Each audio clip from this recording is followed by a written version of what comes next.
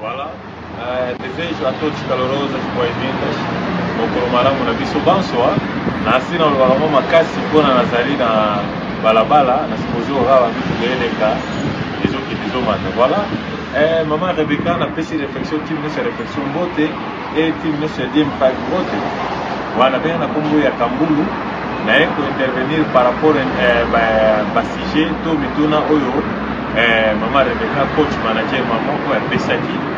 koloba apesa nde mituna mais ya liboso na omona ngo ezopesa image mingi ya ngamba mwasi koloba etike soki mwasi azobokola mwana to pardon deki to moto mosala na kati ya ndako fo kozwa soin ya mobali na kati ya ndako wana eza mingi kote ya basi menga mpona kopartage ide na banoki ezaka risque kopesa privilège wana ebele ke moto ya mosala surtout na mwasi ke azwaka soin ya mobali na yo ezaka risque bamosusu amesani na biloko na kolamba to amesani na propriété na ele wana kosala yo ekobota mpe handicap wana mpe naza mpe na bapreve na mote me par rapport ba masolo ya ngambu ya mwasi. Alors mpona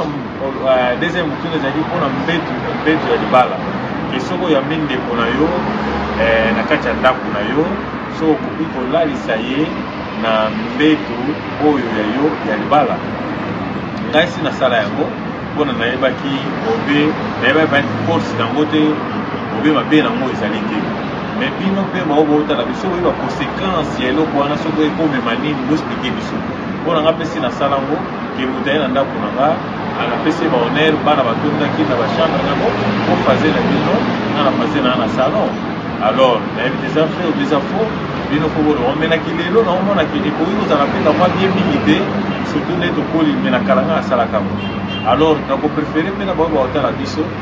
soki bakoyeba baconséquence nango basplike biso baconséquence nango mpe na baepreve nango bao bayebi mais mpo na ngai naki lelo nde naolobake non mpona tokoluka moyen tofutela hotel obe tokoluka moyen olala ta na salon ke na mbeto na ngai mpasi nga na paza.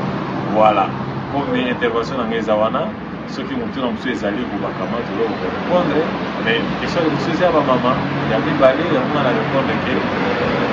nakosala ngo te na mo ya lelo mais nasala ngo déjà mes conséquence nango nayebi mpe te. Merci wana